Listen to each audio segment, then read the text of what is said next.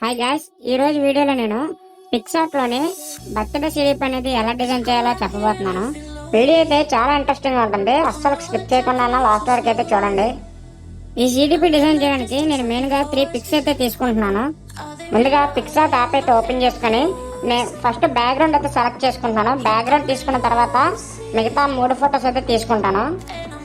నేను background photo ఈ photo తీసుకున్నాను కదా. ఇప్పుడు యాడ్ ఫోటో మీద క్లిక్ చేసుకొని మెయిన్గా సెంటర్ని పెట్టబోయే ఫోటో అయితే ఇప్పుడు తీసుకున్నాను. ఈ ఫోటోని ఫస్ట్ ఏం చేయాలంటే బ్యాక్గ్రౌండ్ అనేది రిమూవ్ చేయాలి.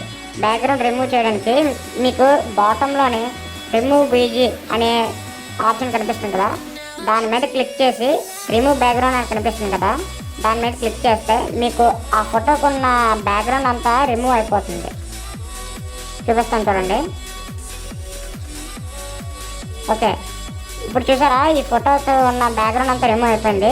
నేను అలాంటి photo back side duplicate photo ఒకటి తీసుకున్నాను.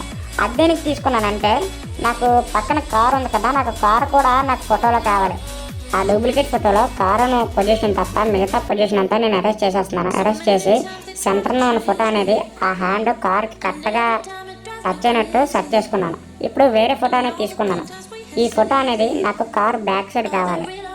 ఆ కార్ బ్యాక్ సైడ్ కావాలంటే ఫస్ట్ ఈ ఫోటోని ఏం చేస్తానంటే నేను కింద ఉన్న పోర్షన్ అంతా అరేంజ్ చేస్తాను. అరేంజ్కి మీద ఎరేజర్ సింబల్ ఉంది కదా, దాని మీద క్లిక్ చేస్తే మీకు సైజు, ఒపాసిటీ, హార్డ్నెస్ అనేది వస్తాయి. ఇవి డిక్రీజ్ ఇంక్రీజ్ చేసుకొని ఈ ఫోటోకి మీరు ఏదైతే ఫోటోని అరేంజ్ చేయాలనుకున్నారో ఆ ఫోటో కింద మీరు ఎంతవరకు కావాలో అంతవరకు అరేంజ్ చేసుకొని కరెక్ట్గా మీకు కావాల్సిన పొజిషన్లు అనేది పెట్టుకోండి. నేనైతే నాకు కావాల్సిన పొజిషన్లు అయితే పెట్టుకున్నాను. నేను 3వ ఫోటో అనేది తీసుకుంటున్నాను. ఈ 3వ ఫోటోని తీసుకుని దీనికి కూడా బ్యాక్గ్రౌండ్ అనేది రిమూవ్ చేసుకున్నాను. బ్యాక్గ్రౌండ్ అనేది రిమూవ్ చేసుకొని ఈ ఫోటో నాకు సెంటర్లో ఉన్న ఫోటో బ్యాక్ సైడ్ కావాలి. అలా కావాలంటే ఈ చూడండి రైట్ సైడ్ టాప్లో లేయర్ సింబల్ కనిపిస్తుంది కదా, ఆ లేయర్ సింబల్ మీద క్లిక్ చేసి మీరు ఏ ఫోటో అయితే బ్యాక్ సైడ్ పెట్టాలనుకుంటున్నారో ఆ ఫోటో టాప్లో ఉంటుంది. ఆ టాప్లో ఆ ఫోటోని లాంగ్ ప్రెస్ చేసి కిందకి డ్రాగ్ చేస్తే మీరు ఏ ఫోటో కిందకి కావాలో ఆ ఫోటో కిందకైతే ఈ ఫోటో వచ్చేస్తుంది. చూడండి నాకైతే ఇలాగ పర్ఫెక్ట్గా అయితే నాకు ఇప్పుడు ఫోటో అనేది సెట్ అయిపోయింది. ఈ ఫోటోకి నేను బాటంలోని చిన్న విగ్నెట్ షేడ్ అనేది యాడ్ చేయాలనుకుంటున్నాను. విగ్నెట్ షేడ్కి మీరు స్టిక్కర్ సింబల్ మీద క్లిక్ చేసి సర్చ్లో విగ్నెట్ అని టైప్ చేయండి. విగ్నెట్ అని టైప్ చేసిన తర్వాత మీకు చాలా రకాల బ్లాక్ షేడ్స్ అయితే వస్తాయి. నాకు కావాల్సిన బ్లాక్ షేడ్ అయితే నేను సెలెక్ట్ చేసుకున్నాను.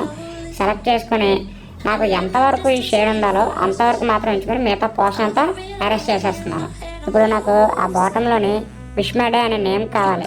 దానికోసం టెక్స్ట్ సింబల్ మీద క్లిక్ చేసి విష్మేడే అనే నేమ్ అనేది నేను ఇప్పుడు తీసుకుంటున్నాను. ఈ విష్మేడే అనే నేమ్కి నేను ఒపాసిటీ అనేది తగ్గించుకుంటాను.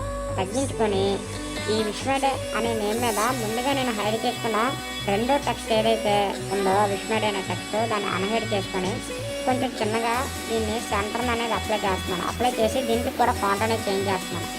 ఈ విష్మేడే అనే నేమ్కి నేను కొంచెం టెక్స్చర్ అనేది యాడ్ చేయాలనుకుంటున్నాను. దానికోసం నేను ముందుగా ఒక ఫోటోని అయితే డౌన్లోడ్ చేసి పెట్టుకున్నాను. ఇప్పుడు కలర్ సింబల్ మీద క్లిక్ చేసి టెక్స్చర్ మీద క్లిక్ చేసి గ్యాలరీ ఐకాన్ మీద క్లిక్ చేస్తే ఆల్రెడీ నా గ్యాలరీలో టెక్స్చర్గా ఉన్న ఒక ఫోటో అయితే ఉంది.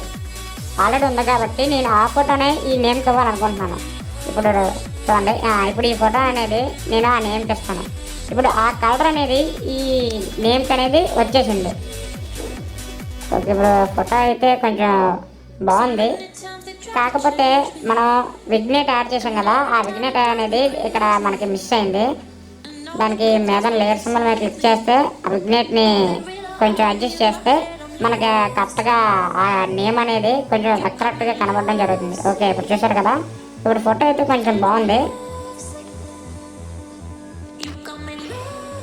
ఓకే, ఇప్పుడు మళ్ళీ సెక్షన్లో క్లిక్ చేసి హ్యాపీ బర్త్డే అనే నేమ్ అయితే నేను తీసుకుంటున్నాను. దేనికోసం అంటే దీన్ని కొంచెం మీద పెడతాను టాప్లో. ఈ హ్యాపీ బర్త్డే అనే టెక్స్ట్ని నేను టాప్లో నాకు నచ్చిన విధంగా నేను సెర్చ్ చేశాను. సెర్చ్ చేసుకొని ఇప్పుడు నాకు దాని మీద నాకు ఈ పర్సన్ పేరు కావాలి. ఆ పర్సన్ పేరు తీసుకొని దానికి కూడా ఫాంట్ అనేది చేంజ్ చేసి దీనికి కూడా ఇందాక విష్మేడేకి ఇచ్చిన టెక్స్చర్ అయితే నేను దీనికి ఇస్తాను.